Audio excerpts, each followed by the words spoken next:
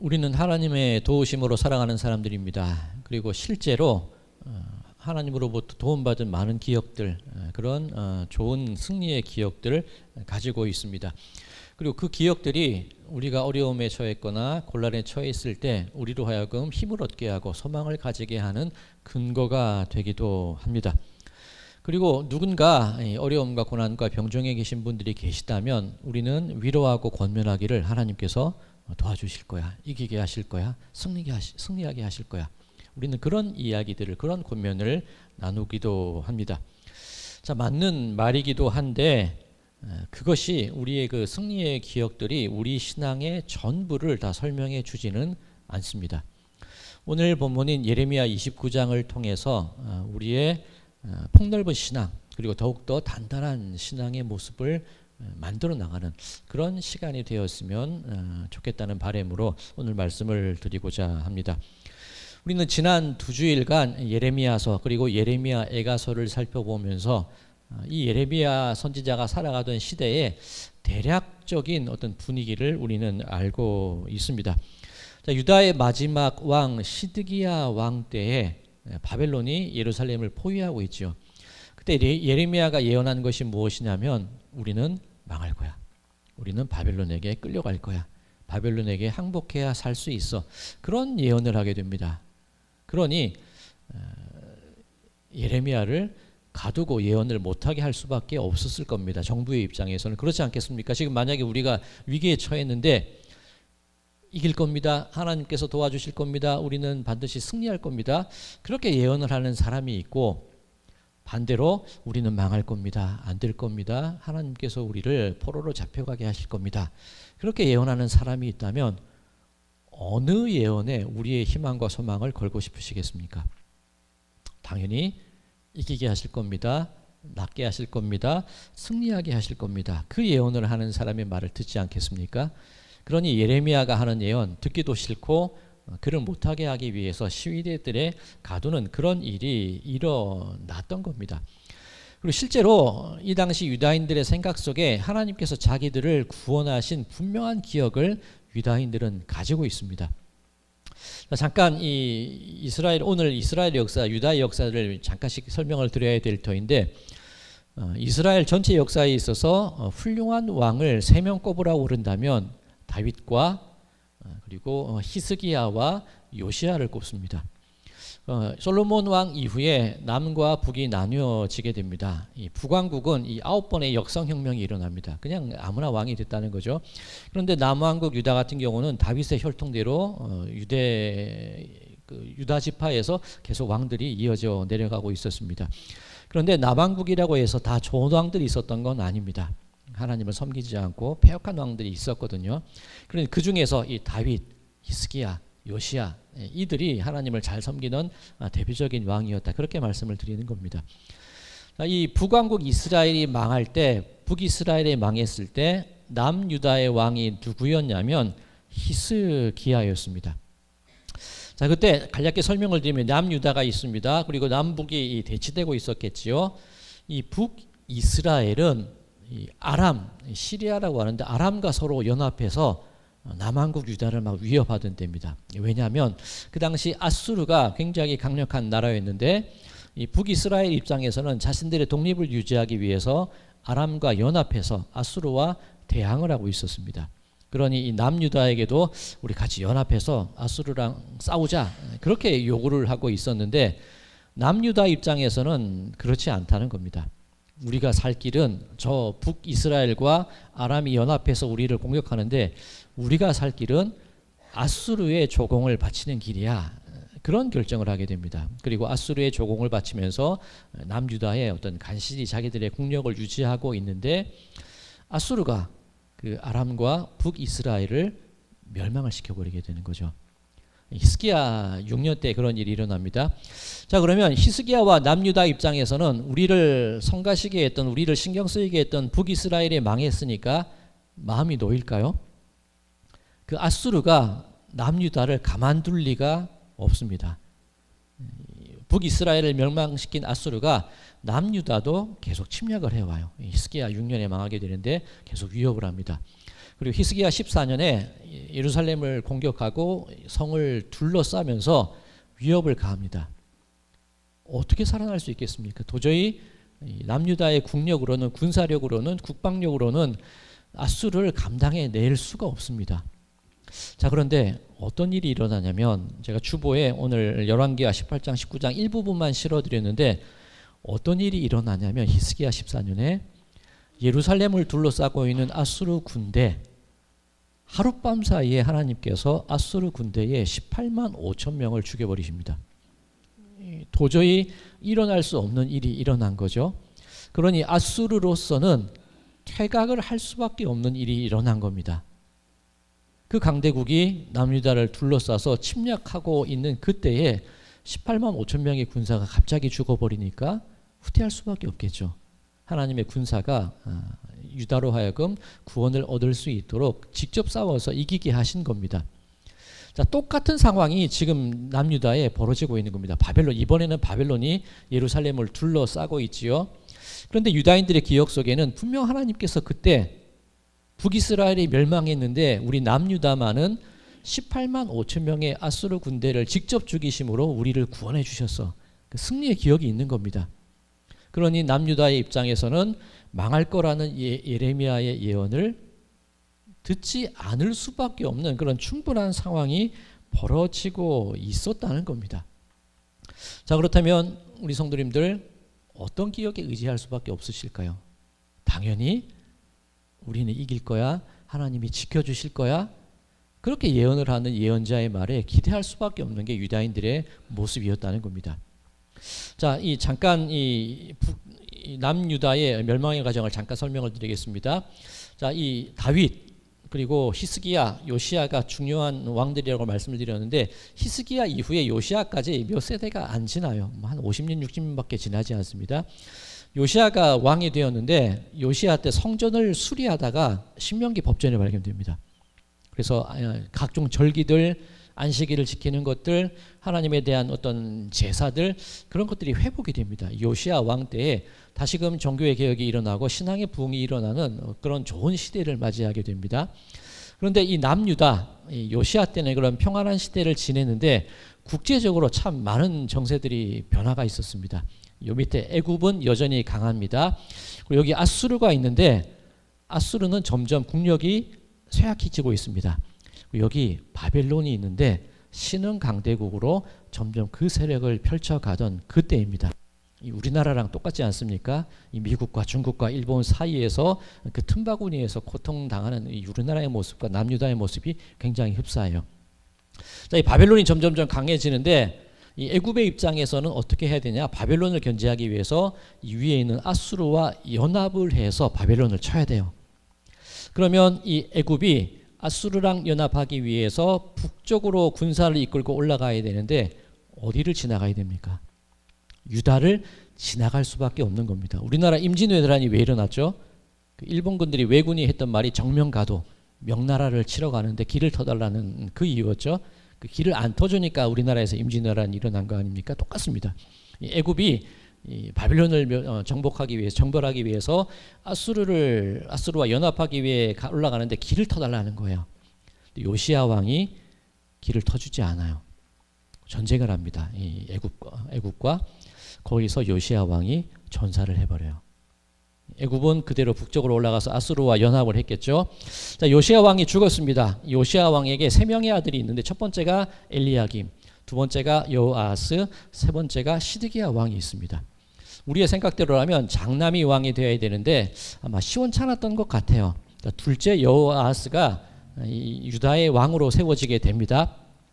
자, 그런데 북쪽으로 연합하려고 했던 그 애굽이 좀 좋은 전쟁의 성과를 내고 다시 자기 나라로 돌아오는데 보니까 여호아하스가 왕으로 세워져 있어요. 포로를 끌고 가버립니다. 그러면 왕의 자리가 공석이 되는데 누가 왕이 되냐면 앞서 요시아의 첫째 아들 엘리야김, 둘째 여호아하스, 셋째 시드기야가 있다고 말씀을 드렸죠.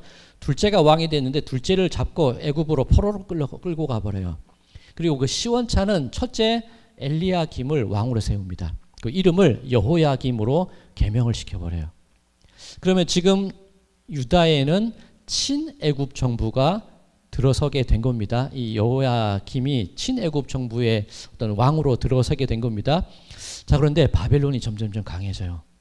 바벨론이 애굽을 침략하기 위해서 다시 유다 땅으로 진격해 오기 시작을 합니다. 청일전쟁, 러인전쟁 들어보셨죠? 이 일본과 청나라, 일본과 러시아가 싸웠는데 우리 그 위에서 싸운 줄 아시는데 아니에요. 평양에서 싸우고 홍성 앞바다에서 싸웁니다. 우리나라가 전쟁터가 된 겁니다. 똑같습니다. 이 바벨론이 애굽을 치러 내려가는데 유다를 거쳐야 되겠죠. 유다에 가보니까 여호야김이 왕이 되어 있어요. 다시 유다는 바벨론의 애굽과의 관계를 끊어버리고 바벨론에 조공을 바칠 수밖에 없는 그런 형편이 된 겁니다. 바벨론이 신흥 제국이니까.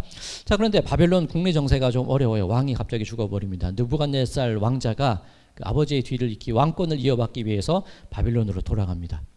자, 그때 여호야김은 어떤 선택을 해야 될까요? 다시 애굽에 붙어야겠죠.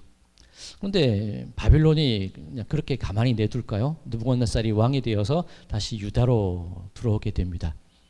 자기에게 조공을 끌었던 여호야김을 없애버리겠죠. 자, 그 사이 여호야김의 아들 여호야긴이 아들이 아버지 이름이 비슷하면 여호야긴이 왕으로 세워지게 되는데, 자, 이 과정 속에서 여호야김 왕 때에 느부갓네살 왕이 1차로 유대인들을 포로로 끌고 바빌론으로 보내버려요. 이게 1차 포로 기간입니다. 유대가 한꺼번에 망한 게 아니라 3번에 걸쳐서 포로로 잡혀가게 되는데, 그 1차 포로 여호야김 왕 때에 그때 다니엘이 잡혀가게 되는 겁니다. 자, 그리고 국제 정세 속에서 여호야긴이 왕이 되었는데 바빌론의 입장에서 마음에 들지 않아요. 그래서 친애굽 정부의 흔적들이 남아 있으니까 여호야긴 그 왕을 바빌론으로 또 끌고 가버려요. 2차 포로로 끌려가는 겁니다. 여호야긴 왕 때. 그리고 요시야의 아들 3명이 있었죠. 엘리야김, 요아스, 시드기야. 그 시드기야를 왕으로 세우는 겁니다.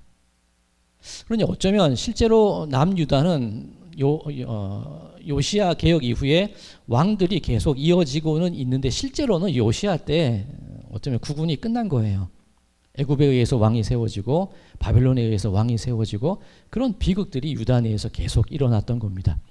자, 이 이야기를 그냥 들으시고 오늘 본문으로 돌아와야 되는데, 오늘 본문 말씀이 언제를 배경으로 하고 있냐면 2차 포로로 여호야긴 왕이 잡혀갈 그때입니다.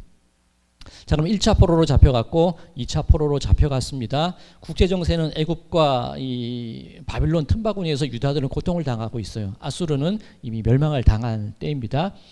자, 그때 2차 포로로 잡혀갔을 그때 오늘 본문이 이어지게 되는데, 오늘 본문의 내용이 무엇이냐면 1절과 2절 제가 읽겠습니다. 선지자 예레미야가 예루살렘에서 이 같은 편지를 느부갓네살이 예루살렘에서 바벨론으로 끌고 간 포로 중 남아있는 장로들과 제사장들과 선지자들과 모든 백성에게 보냈는데, 그때는 여고니아 왕과 왕후와 궁중 내시들과 유다와 예루살렘의 고관들과 기능공과 토공들이 예루살렘에서 떠난 후라. 자, 여고니아 왕이, 여고니아 하나님이 세우셨다, 여호와께서 세우셨다는 뜻인데 여호야긴 왕의 이름이에요. 같은 사람입니다. 그러면 오늘 1절과 2절의 배경으로 볼 때 여호야긴 왕과 왕후와 내시와 고관들과 기능공과 토공들이 예루살렘에서 바벨론으로 잡혀간 이후에 예레미야가 바벨론으로 포로로 끌려간 그 사람들에게 편지를 쓴 내용이 오늘 본문의 말씀이라는 겁니다. 자, 그러면 어떤 얘기를 듣고 싶으세요?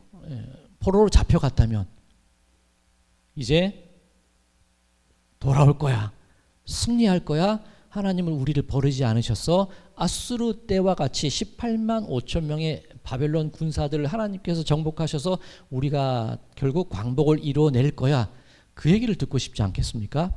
근데 예레미야가 써보낸 편지 내용이 뭐냐면 그곳에서 살아야 돼, 거기서 결혼을 해야 돼, 아니 내가 지금 끌려왔는데 당장 돌아오고 싶은 마음이, 고향으로 가고 싶은 마음이 정말 가득한데 거기서 결혼을 하네요. 근데 나뿐만이 아니라 내 자식들도 결혼을 해야 된다는 겁니다. 아니, 난 지금 결혼도 안 했는데 내 자식이 결혼을 해야 된대요. 내가 거기서 사위도 보고 며느리도 봐야 된다는 겁니다. 바로 고향으로 가고 싶은데 거기서 집을 지으래요. 밭을 경작하래요. 그리고 열매를 맺어서 거기서 먹고 살랍니다. 그리고 바벨론을 위해서 기도를 하랍니다. 바벨론이 잘 되는 길이 너희들이 잘 되는 길이야. 그렇게 예레미야가 편지를 써보냅니다. 우리 성도님들 같으면 어떠시겠습니까? 그 편지를 받고 기분이 좋으시겠어요? 안 좋으시겠어요? 뭐 이런 예언자가 다 있어. 하나님의 예언자라면, 믿음이 있는 사람이라면 이렇게 하면 안 되지. 그 생각하지 않으시겠습니까? 자, 우리도 최근에 똑같은 경험을 했습니다. 굉장히 비슷한 경험을 했습니다. 코로나 팬데믹을 보내면서 우리의 희망은 뭐였습니까? 이 계절이 끝나기 전에 코로나가 끝날 거야. 하나님께서 모든 바이러스를 없애주실 거야. 그렇게 선포하고 선언한 목사님들이 계셨습니다. 우리는 아멘했어요. 환호했어요. 기대를 걸었습니다. 그런데 결과는 뭐였죠? 계속해서 확진자는 늘어가고 계속해서 연기되고 모이지 못하게 되고 그런 일이 우리에게 있었죠. 자, 만약에 이 코로나가 70년이 지나야 끝이 날 겁니다. 그렇게 설교하는 목사가 있었다면, 만약 코로나가 70년이 지나야 끝이 날 터인데 그때까지 우리는 모이지 못할 것이고 그때까지 우리는 정부의 말을 들어야 됩니다. 그렇게 설교하는 목회자가 있었다면 매장당했을 겁니다. 예레미야가 그렇게 하는 거예요. 예레미야 예언이 그랬다는 겁니다. 자, 우리는 기대를 걸고 있어요. 승리의 기억. 하나님의 나를 회복시켜 주신 기억, 치료해 주신 기억, 그 기억만 믿고 잘 될 거야. 어떤 긍정의 에너지, 굉장히 낙관적인 신앙의 관점을 가지고 있는 게 우리들의 모습이었다는 거죠. 그런데 역사적으로 실제로 지금 2차 포로 시기지 않습니까? 얼마 지나지 않아 3차 포로로 끌려가고 나라는 없어져 버립니다. 왜 이런 일을 어떻게 이해를 해야 되느냐 말입니다. 자, 예레미야 29장 10절과 11절 하나님께서 이런 말씀을 하십니다. 예레미야 29장 10절 11절 여호와께서 이와 같이 말씀하시니라. 바벨론에서 70년이 차면 내가 너희를 돌보고 나의 선한 말을 너희에게 성취하여 너희를 이곳으로 돌아오게 하리라. 여호와의 말씀이니라. 너희를 향한 나의 생각을 내가 아나니 평안이요 재앙이 아니니라. 너희에게 미래와 희망을 주는 것이니라. 자, 지금 읽어드렸는데 11절만 딱 떼놓고 한번 보실까요? 주보에도 제가 실어드렸는데 11절만 딱 떼놓고 보면 평안, 미래와 희망을 주는 거야. 그 말씀만 보면 와, 이거 우리에게 희망이 되겠다 그런 생각이 드시겠죠? 그런데 실제로는 뭐냐면 70년이 지나야 그렇다. 그 말씀을 조건을 붙이시는 겁니다. 자, 우리는 이스라엘 역사를 생각할 때에 이런 예언을 가리켜서 이스라엘의 희망이 되고 소망이 됩니다. 그렇게 설교하고 그렇게 선포하기는 하는데 솔직해지시자고요. 내가 그 예언을, 그 선포를 듣는 입장이라면 70년이 지나야 다 회복된다? 그게 희망이 될까요? 그 절망입니다. 지금 만약에 지금부터 70년 후에 우리의 모든 인생이 회복된다고 가정을 해보겠습니다. 70년 후에 저는 없어요. 제 아이들도 70년 후라면 아마 없을 것 같아요. 제 태어나지도 않은 손주들이 70년 후면 손주들도 아마 환갑은 다 넘겼을, 환갑까지는 아니고 50, 50은 됐을 것 같아요. 그건 희망이 아니에요. 절망이에요. 우리는 바로 이 순간 우리의 인생 속에서 내 삶이 바로 회복되기를 바라는 게 우리들의 모습인데, 이거는 희망이라고 생각할 수 없는 그런 일이 벌어지는 겁니다. 예수 믿는다는 것 어떠십니까? 예수 믿기 쉬우십니까? 예수 믿기 좀 평안하십니까? 예수 믿으면 병 낫고, 예수 믿으면 부유하게 되고, 예수 믿으면 모든 일이 해결될 거야. 그렇게 얘기하던 때가 분명히 있었는데 예수 믿어도 안 되는 일이 있습니다. 예수 믿어도 망할 때가 있고 예수 믿어도 힘들 때가 있어요. 우리는 우리의 신앙을 생각할 때 어떻게 생각을 하느냐면 내 기대가 충족되는 것이 신앙이고 믿음이고 예수 믿는 일이라 생각을 하는데, 현실은 내 기대와는 상관없는 일들이 우리들의 인생 속에 일어납니다. 물론 하나님께서 우리에게 승리의 기억도 주시고 우리로 하여금 이기게 하고 회복되게도 하시는데 때로는 그리고 많은 경우에 있어서는 고통을 허락하시기도 하고 고난을 허락하시기도 하는 것이 하나님의 모습이십니다. 자, 그렇다면 우리는 어떤 하나님을 어떻게 믿어야 될까? 우리의 신앙은 어떤 모습이어야 할까? 이것을 우리는 오늘 본문 말씀을 통해서 물어야 한다는 겁니다. 오늘 6절 제가 다시 읽겠습니다. 아내를 맞이하며 자녀를 낳으며 너희 아들이 아내를 맞이하며 너희 딸이 남편을 맞아 그들로 자녀를 낳게 하여 너희가 거기에서 번성하고 줄어들지 아니하게 하라. 분명히 힘든데 어려운데 하나님께서 그들에게 요청하시는 것이 무엇이냐면 어려워도 번성하여라. 어려워도 줄어들지 않아야 돼. 그 말씀을 하고 계십니다. 자, 이스라엘의 역사 속에서 포로로 잡혀 있는데 오히려 번성했던 때가 있었지요. 애굽에서 종노릇할 때입니다. 분명히 430년간 노예로 살았는데 오히려 큰 민족이 됐어요. 아브라함과 이삭과 야곱 때는 그냥 족장들이에요. 부족 공동체였습니다. 그런데 오히려 애굽에서 종노릇을 한 이후에 그 오랜 시간이 지나고 보니까 한 민족으로 거대하게 번성되어 있는 현실을 바라봤던 것이 히브리인들의 삶의 모습이었다는 겁니다. 자, 그 출애굽을 이끌어냈던 모세의 모습은 어떻습니까? 히브리 민족의 아들로 태어나서 죽임을 당했어야 되는데 인생 역전 캐릭터 아닙니까? 죽어야 되는데 파라오의 딸의 아들이 돼요. 왕자가 됩니다. 인생이 역전했어요. 40세가 되기까지 왕궁에서의 교육을 받으면서 왕자로서 자신의 든든한 지위를 만들어 나갑니다. 그런데 하루아침에 도망자가 되어서 80살이 될 때까지 처가살이 하면서 내가 가진 재산 없이 그저 쓸쓸하게 광야에서 늙어갔던 것이 모세의 모습이었습니다. 자, 하나님께서 다 늙어간 모세에게 80세가 되어서 나타나셔서 하신 말씀이 야, 너 이제 나랑 일 좀 하자. 그 얘기를 하세요. 모세의 입장에서 좀 죄송한 표현입니다만 황당하지 않을까요? 모세가 하나님께 했던 말이 무엇이냐면 내가 누구이기에 바로에게 가며 이스라엘 자손을 애굽에서 인도해 내리이까. 그 얘기를 합니다. 내가 뭐라고요? 내가 누구라고요? 내가 뭔데 그걸 합니까? 달리 얘기하면 하나님 여지껏 뭐 하시다가 이제야 나타나서 그러십니까? 그 얘기예요. 내 인생의 최전성기를 지낼 때 그때는 사람도 있었고 힘도 있었고 권력도 있었는데 그때 뭐 하시고 아무것도 없는 지금 이때에 와서 나더러 이렇게 일하라 하십니까? 모세의 얘기였습니다. 하나님의 대답이 뭐냐면 나는 나다. 이 두 사람의 대화가 좀 재밌지 않으세요? 모세는 내가 뭐라고 그 일을 합니까? 왜 이제 나타나셨어요? 하나님은 나는 나다. 좀 엉뚱한 것 같은데 나는 나다라는 말이 어떤 의미가 있냐면 나는 스스로 있는 자다. 그렇게 막 성경은 멋있게 번역을 합니다만 쉽게 얘기해서 나는 나의 길을 포기한 적이 한 번도 없어. 나는 여전히 여호와로 살고 있어. 그 얘기입니다. 모세의 입장에서 모세의 처지에서는 내가 40살 가장 잘 나갔을 때 뭐하고 이제야 나타납니까? 그 얘기를 하고 있지만 하나님의 입장에서는 그렇지 않다는 거죠. 하나님의 입장에서는 나는 단 한순간도 너에게 있어서 하나님의 길을 포기한 적이 손 놓은 적이 하루도 없었어. 네가 네 인생에 망했다고 생각하는 그 시간 동안 나는 여전히 너와 함께 너를 위해서 일하고 있었어. 그게 하나님의 말씀이었다는 거예요. 자, 모세가 어떻게 민족의 지도자가 될 수 있었을까? 내가 뭐라고? 라는 생각이 있었으니까 그 이스라엘 백성들의 불평불만을 다 받아낸 거예요. 걸핏하면 불평하고 걸핏하면 반역하는 그 이스라엘 백성들, 애국 왕자의 어떤 지위와 능력이 있었다면 그거 가만 냅뒀겠습니까?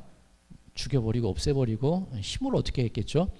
근데 모세는 내가 뭐라고? 내가 제일 못난 사람이지 그 마음이 있기 때문에 이스라엘들의 백성들의 죄악 앞에서 하나님 제가 부족하네요. 제가 잘못했네요. 제 목숨 내놓고 하나님 저들 좀 어떻게 안 되겠습니까? 그게 오히려 모세의 모습이었다는 겁니다. 자, 예수님께서 스스로 왕이라고 밝힌 적이 있으실까요? 병자를 치유하시고 귀신을 쫓으시고 죽은 자를 살려내십니다. 오병이어 보리떡 5개와 물고기 2마리로 5,000명을 먹이십니다. 그때 사람들의 희망이 뭐냐면 예수를 왕으로 세우려는 계획을 세웁니다. 예수님께서 그것을 아시고 그 자리를 슬그머니 벗어나세요. 한창 그 좋은 리즈 시절을 갱신하고 있을 예수님께서는 왕이 되기를 스스로 포기하시고 사람들로부터 물러나셨던 것이 예수님의 모습입니다. 예수님께서 당신 스스로 내가 유대인의 왕이야 라고 인정하던 순간이 있습니다. 그게 언제냐면 마태복음 27장 11절 제가 읽겠습니다. 예수께서 총독 앞에 섰음에 총독이 물어 이르되 네가 유대인의 왕이냐? 예수께서 대답하시되 네 말이 옳도다. 아니 잘 나가던 때는 굳이 왕 안 하겠다고 왕 아니라고 피해 다니시더니 잡혀와서 제자들 다 도망가고 이스라엘 백성들 다 등 돌릴 그때에 가서야 내가 왕이야. 왜 그때 하필이면 그 얘기를 하시냐는 겁니다. 우리가 보기에 제일 아닐 것 같은 때를 골라서 그때 내가 왕이야. 예수님이 그 말씀을 하세요. 우리의 바람과 우리의 희망이 뭐냐면 가장 잘 나가던 때, 가장 힘 있을 때 그때 예수 우리 왕이요. 그 얘기를, 그 노래를, 그 찬양을 외치기를 좋아하는 게 우리 마음인데 예수님은 어떠시냐면 가장 아닐 것 같은 자리, 가장 외면받는 그 순간에도 여전히 나는 왕이야. 그 얘기를 해주고 계시다는 겁니다. 나는 단 한 번도 왕이 아니었던 적이 없어. 가장 초라해도 나는 여전히 왕의 위엄과 왕의 능력을 가지고 있는 사람이야. 그것을 말씀해 주시는 거예요. 가장 연약할 때, 가장 안 될 때 그런 예수님의 고백이 나왔다는 겁니다. 자, 오늘 본문 우리 예레미야서를 선택하기는 했는데 누가복음 17장 역시 오늘의 이 성서공회에서 제공한 성조 일과에 따른 본문입니다. 누가복음 17장에 오늘 본문의 내용이 뭐냐면 치유받은 10명의 나병 환자 이야기입니다. 자, 그 배경 예수님께서 예루살렘으로 가시기 위해서 사마리아와 갈릴리 사이로 걸어가시다가 어느 마을에 들어가십니다. 그런데 멀찌감치 서서 나병 환자 10명이 소리를 지릅니다. 예수 선생님, 우리를 불쌍히 여겨 주시옵소서. 가까이도 안 가고 막 소리를 질러요. 왜 그러냐면 이 나병 환자들이 왜 그랬냐면 당시 레위기 율법에 의하면 나병 환자들은 사람들로부터 격리가 되어야 되지 않습니까? 그런데 이 율법에 의한 규정입니다. 나병에 걸리면 어떻게 해야 되냐면 내가 옷을 찢어야 돼요. 그리고 머리를 막 풀어헤쳐야 됩니다. 그러니까 누가 봐도 길을 가다가 누가 봐도 저 사람 이상하네라고 경계할 만큼 그런 외모를 가져야 된다는 겁니다. 그리고 나병 환자 같은 경우는 윗입술을 가리고 소리를 칩니다. 나는 부정하다. 나는 부정하다. 옷은 찢어져 있죠. 머리는 막 산발이죠. 입을 가리고 나는 부정하다. 그렇게 외쳐야지 나병 환자들이 사람들이 자기에게 다가오는 것을 막아야 된다는 겁니다. 아마 이 윗입술을 가리는 게 비말 확산 금지, 우리 마스크 썼잖아요. 코로나 때. 그런 기능인 것 같아요. 누가 봐도 내가 나병 환자인 것을 알리는 그런 일을 율법에 의해서 해야 돼요. 그러니 10명의 나병 환자들이 멀찌감치 서서 예수님 우리 좀 불쌍히 여겨주십시오. 그렇게 외치는 것, 나병 환자들로서는 표현이 좀 이상한데 잘하는 일입니다. 근데 예수님께서 하신 말씀, 제사장들에 가서 너희 몸을 보여라. 치료해 주신 것도 아니고 그냥 가라는 거예요. 10명의 나병 환자가 제사장에로 가는데 가는 도중에 자기들의 몸이 낫는 광경을 목격을 합니다. 그때 이 10명 중에 한 명의 치유받은 나병 환자가 제사장에게로 아직 안 갔습니다. 이 말씀을 자세히 읽어보면 안 갔습니다. 가다가 도중에 치유된 것을 보고 예수님께로 돌아와요. 그때 예수님께서 하신 말씀이 나머지 9은 어디 있느냐? 네가 구원받았다? 그러니 그 나병 환자가 예수님께 감사드리고 구원받았다는 것이 누가복음 17장의 스토리입니다. 보통 이 이야기를 어떻게 설교하냐면 큰 두 가지 주제. 첫 번째 순종. 가라니까 갔죠. 두 번째 감사. 우리 그리스도인들에게 순종과 감사가 필요하다. 그런 설교가 보통 이 설교입니다. 이미 맞습니다. 그런데 제가 아무리 봐도 이 누가복음 17장 말씀 이상해요. 정말 이상한 것 투성인 얘기들만 가득 차 있습니다. 자, 다시 한번 볼까요? 이 주보에도 있으니까 주보 참고하시고요. 예루살렘으로 가실 때 사마리아와 갈릴리 사이로 지나시다. 이게 말이 안 되는 겁니다. 유대인들은 사마리아 길로 안 가요. 아수르에 의해서 사마리아인들이 강제로 이주가 되고 외부 이방인들이 강제로 사마리아로 이주되면서 피가 섞인 게 사마리아인들이에요. 그러니 만약에 이 북쪽에서 남쪽으로 가야 된다, 중간에 사마리아가 있다, 그러면 이스라엘 백성들, 유대인들이 어떻게 하느냐면 내려가다가 요단강을 건너요. 요단강 동편에서 내려가서 다시 건너와서 가는 게 유대인들의 코스입니다. 사마리아인들 역시 유대인들이 자기 땅을 지나가는 거 싫어했어요. 못 가게 막았습니다. 예수님께서 사마리아와 갈릴리 사이로 가셨다? 말이 안 되는 겁니다. 그 당시로는. 첫 번째. 두 번째 또 뭐가 말이 안 되냐면 한 명의 나병 환자가 돌아왔을 때 예수님께서 하시던 말씀이 나머지 9은 어디 있느냐? 이 이방인 한 명만 와서 나를 찾아왔냐? 그 말씀을 하시는데, 자, 그 얘기는 나병 환자의 그룹 속에는 유대인도 있었다는 얘기가 되겠죠. 그럼 지금 배경이 갈릴리와 사마리아 사이길로 지나갔으니까 그 나병 10명의 나병 환자의 그룹의 구성원이 누구였냐면 사마리아인이었는데 나병에 걸린 사람 있었을 겁니다. 갈릴리 사람이었는데 나병에 걸린 사람 있었을 겁니다. 그리고 이 말씀을 비추어 보면 유대인, 정통 유대인이었는데 나병이 걸린 사람 있었다는 겁니다. 이 말이 안 돼요. 보통의 경우라면 유대인과 사마리아인은 결코 한 자리에 모이지 않아요. 갈릴리 사람도 싫어하는 게 정통 유대인들이었는데, 그런데 갈릴리, 사마리아, 이방인, 유대인, 그 나병 환자가 공동체를 이루고 살아가는 모습이에요. 이거 말 안 되는 얘기입니다. 왜 이런 일이 일어나냐는 거예요. 내가 가장 잘 나갈 때, 내 인생의 전성기를 누릴 때 이런 생각 할까요? 안 해요. 내가 망하고 연약하고 가장 무언가 지푸라기라도 잡고 싶은 심정이 있을 때에라야만 그때가 되어서야 이들이 함께 살아가는 모습을 보일 수밖에 없다는 겁니다. 그때 10명이 외친 것, 예수님 우리를 불쌍히 여겨 주시옵소서. 저는 이 모습 속에 우리의 신앙의 모습이 있어야 된다고 생각을 해요. 우리는 내 인생에 가장 전성기 잘 나가던 때 그 좋은 기억들을 가지고 내 어떤 소망과 바람들이 이루어지는 것이 신앙의 모습이라 믿음의 결정체라 생각을 하는데, 우리의 신앙이 가장 단단하게 드러날 때가 언제냐면 망했을 때, 나병일 때, 버림받았을 때, 내 인생의 밑바닥을 칠 때, 그때에도 하나님 왜 이제서야 나타납니까? 그런 저항을 하는 게 아니라 그 인생의 가장 밑바닥을 치고 있을 그때라도 예수님을 향하여서 예수님 나를 불쌍히 여겨 주시옵소서. 그 고백을 할 수 있는 신앙이 정말 우리에게 필요한 가장 단단한 신앙이 아닐까? 그런 마음을 가져보는 겁니다. 자, 9명은 없어요. 왜 한 명만 돌아왔느냐? 우리는 생각할 때 그 9명 불순종하고 감사할 줄 모르는 사람이라 그렇게 판단을 합니다만, 그렇게 생각을 해서는 안 됩니다. 이 나병이었다가 다시 정상으로 판정받는 경우가 있는데, 이 나병 환자들이 제사장을 만나는 경우는 크게 두 가지입니다. 첫 번째, 나병 진단을 받을 때 그때 제사장을 만나고, 두 번째, 나병에서 고침받았다는 확진을 받을 때 그때 제사장을 만나게 됩니다. 근데 그때도 제사장을 찾아가는 게 아니에요. 아직 이 성문 밖에 나가 있는 겁니다. 제사장을 불러요. 출장을 부르는 겁니다. 제사장이 그들을 만났을 때 나병 환자들이 뭘 해야 되냐면 몸의 모든 털을 깎아야 돼요. 머리털, 눈썹, 수염 다 깎습니다. 그리고 자기 피부를 드러내야 되는 겁니다. 그리고 제물을 준비해야 돼요.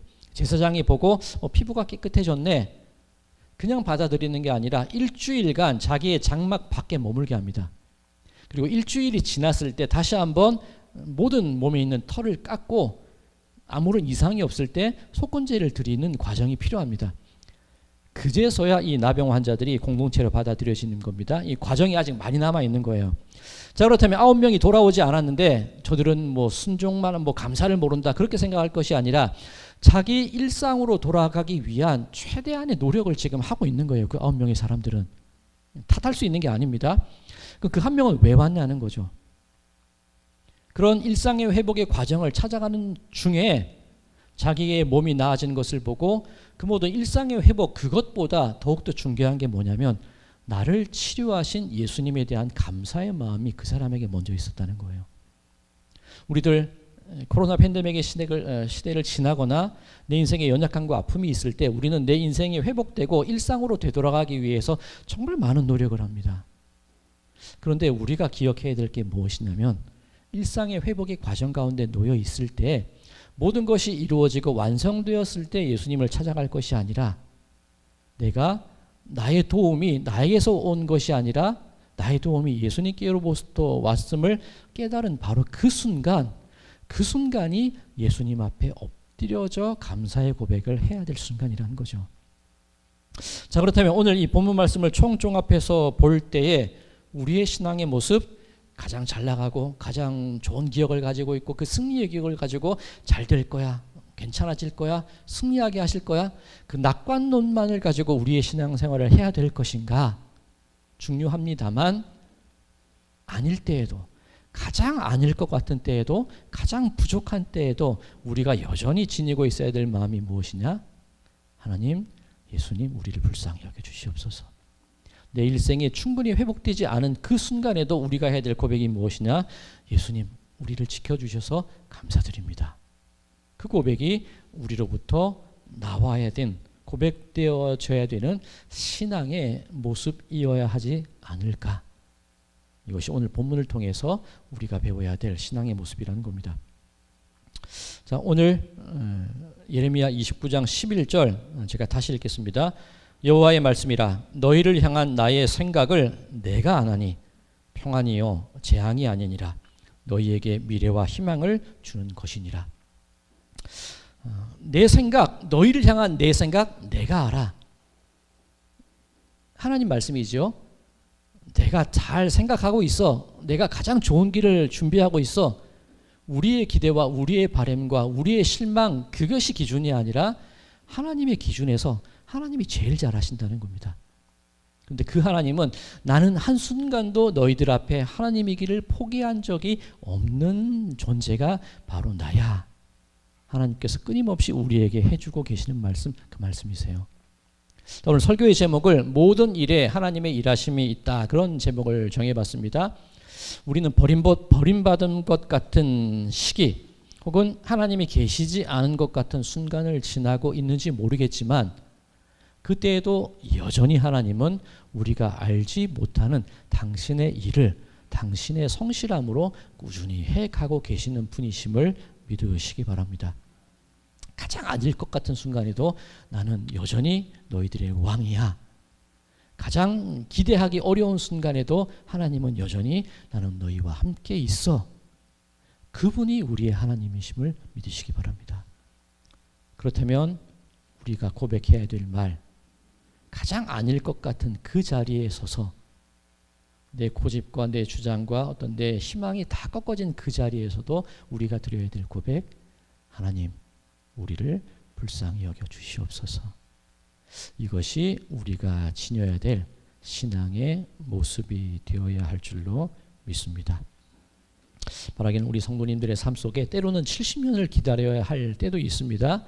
때로는 버림받음을 통하여 그 어떤 경계에도 들지 못하고 갈릴리에도 가지 못하고 사마리아에도 속하지 못하는 그런 어중간한 삶을 살아야 될 순간도 분명히 우리에게 있을 것입니다. 하지만 그 순간에도 분명 예수님은 우리의 왕이시고 그 순간에도 분명 하나님은 당신의 일을 여전히 하고 계시다는 그 믿음을 가지시고 살아나가시기 바랍니다. 그것이 바로 우리가 지녀야 될 단단한 신앙의 모습이라는 것, 그것을 믿으심으로 참 구원, 참 승리, 참 하나님과의 동행을 기대하고 소망하는 가운데 그렇게 하루하루 인내하며 버텨나가며 싸워나가시는 그런 우리 모든 성도님들의 삶이 되시기를 주님의 이름으로 간절히 축원드립니다.